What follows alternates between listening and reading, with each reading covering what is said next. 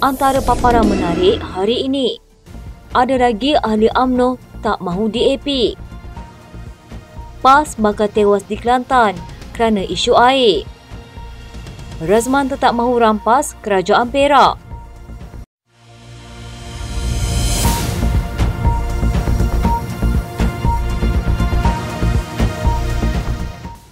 Adun Puteri Wangsa Amira Aisyah Abdul Aziz menggesa Menteri Dalam Negeri Saifuddin Nasution Ismail untuk menjelaskan pendirian kerajaan. Dalam kenyataannya di Twitter, Timbalan Presiden Muda itu membangkitkan kebimbangan mengenai kekaburan, perkara yang dianggap memudaratkan. Katanya, adakah kita mula menyebu semua kedai yang menjual apa-apa dengan tema pelangi yang dilukis di atasnya, termasuk perniagaan kecil?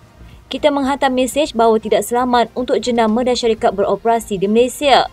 Menteri perlu menjelaskan pendirian kerajaan dalam perkara ini dan di manakah kita meletakkan batasnya.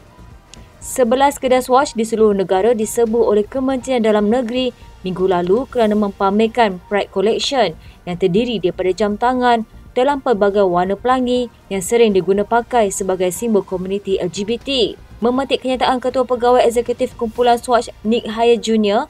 yang mengesahkan serbuan pada 13 dan 14 Mei serta rampasan sejumlah jam tangan. Hayat menafikan sebarang motif politik dengan jam tangan itu. Amira juga melampirkan gambar notis yang dikatakan disampaikan oleh KDN kepada cawangan Swatch di Mid Valley Mega Mall menyatakan bahawa 22 jam tangan telah dirampas kerana mempunyai simbol LGBT. Notis itu juga menyatakan bahawa jam tangan itu telah melanggar Akta Mesin Cetak dan Penerbitan 1984. Amira membangkitkan kebimbangan bahawa undang-undang itu terbuka kepada penyalahgunaan memetik Seksyen 7-1 Akta tersebut. Seksyen 7-1 memberi Menteri Dalam Negeri budi bicara mutlak untuk melarang pengeluaran, penjualan, pengedaran atau pemilikan mana-mana media yang berkemungkinan menjejaskan ketenteraman awam atau mencemaskan pendapat umum. Katanya jika ini rampasan jam tangan adalah pendirian kerajaan, bentangkan di Dewan Rakyat dan biarkan ahli parlimen berbahas dan membuat keputusan. Ia tidak sepatutnya mengikut kehendak sesiapa sahaja yang menjadi menteri pada hari ini. Banyak jenama dan peruncit global mempunyai produk bertema pelangi yang dikeluarkan setiap bulan Jun, bulan yang juga diraikan komuniti LGBT sebagai bulan Pride. Namun produk sebegitu lazimnya tidak tersedia di kedai di Malaysia atau negara majoriti Islam lain mempunyai pendirian tegas terhadap komuniti LGBT. Presiden Parti Barisan Jemaah Islamiah se-Malaysia Berjasa, Zamani Ibrahim menyifatkan UMNO sudah hilang hala tuju dalam perjuangannya. Beliau berkata ini setelah UMNO membuka pintu kepada DAP untuk masuk ke rumahnya di Dewan Merdeka, Pusat Dagangan Dunia Kuala Lumpur.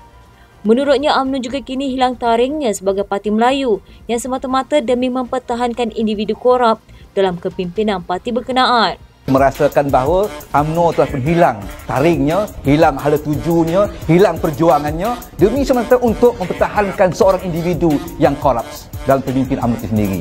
Jadi bagi saya, UMNO jangan bercakap tentang perjuangan Melayu.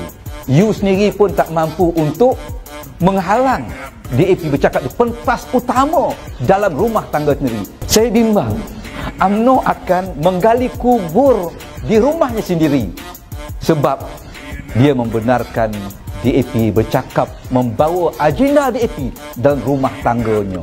Kesiannya UMNO. Beliau berkata demikian bagi mengulas kehadiran pemimpin dan ahli DAP di Dewan Merdeka WTC buat pertama kalinya sempena penganjuran Konvensyen Nasional Kerajaan Perpaduan di Ibu Negara baru-baru ini. Dalam pada itu, Zamani turut mengucapkan tahniah kepada DAP kerana mencipta sejarah apabila berpeluang masuk ke Dewan Merdeka yang dianggap UMNO sebagai lokasi keramat buat orang Melayu.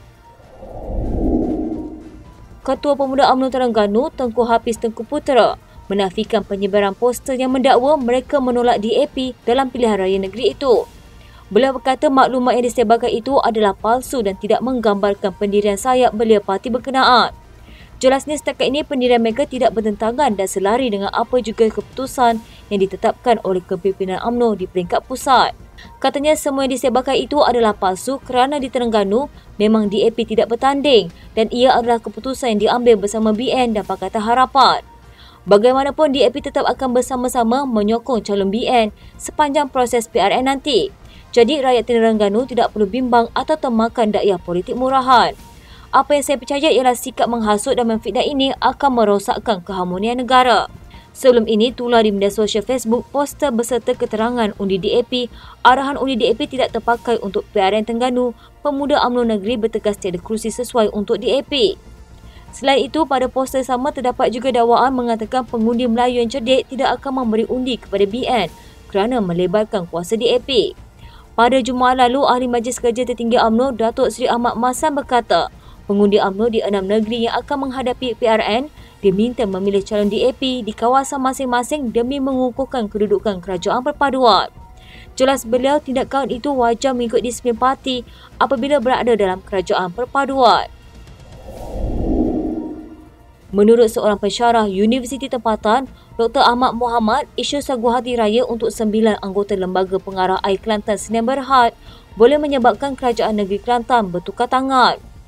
Beliau berkata kalau Kerajaan Barisan Nasional Kelantan jatuh pada tahun 1990 lalu kerana Angkatan Perpaduan Ummah, kini kerajaan perpaduan yang ada boleh menyebabkan jatuhnya kerajaan PAS di Kelantan. Katanya isu air Kelantan ini boleh hilang negeri, tidak mustahil. Macam UMNO Kelantan 1990, Kerajaan Barisan Nasional kalah sebab perpaduan ummah. Kali ini ada kerajaan perpaduan. Kalau Allah nak ganti, semua tidak kira lebay, terpelanting.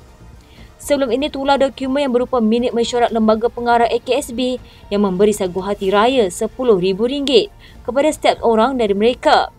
Saguhati ini diberikan ketika rakyat Kelantan berhadapan dengan masalah bekalan air bersih yang gagal dibekalkan oleh AKSB. Yang ironinya, kaki tangan AKSB hanya diberikan RM200 sahaja setiap seorang. Dokumen tular ini disahkan pula oleh Dewan Pemuda PAS Kelantan apabila meminta AKSB menyiasat bagaimana dokumen sulit itu boleh bocor. Bagi Dr. Ahmad, jika kerajaan PAS jatuh pada kali ini, ia akan memerlukan 30 tahun lagi untuk PAS kembali pulih. Kalau PAS terpelanting, dia perlu 30 tahun untuk bangun atau jadi Parti Erbakan tak bangun-bangun. Parti Erbakan yang dimaksudkan oleh Dr. Ahmad ialah Parti Saadit di Turki. Necmettin Erbakan yang pernah menjadi Perdana Menteri Turki namun kini menjadi parti kecil di negara itu. Kerajaan PAS Kelantan jatuh pada tahun 1978 dan hanya menang semula pada tahun 1990 melalui Angkatan Perpaduan Ummah iaitu Parti Gabungan PAS Semangat 46 pimpinan Tengku Razaleigh Hamzah dan Berjasa. PAS dan sekutunya menang kesemua kerusi Dewan Undangan Negeri dalam PRU tahun 1990 mengalahkan Barisan Nasional.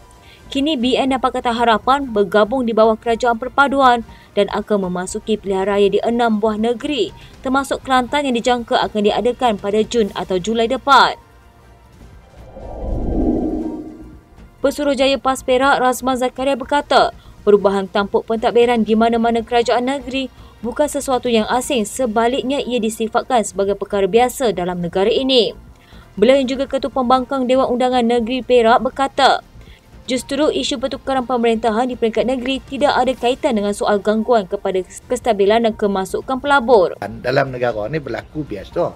Untuk kestabilan politik, adakah 5 tahun akan datang kita tak mau tukar kerajaan yang ada sekarang? Kan?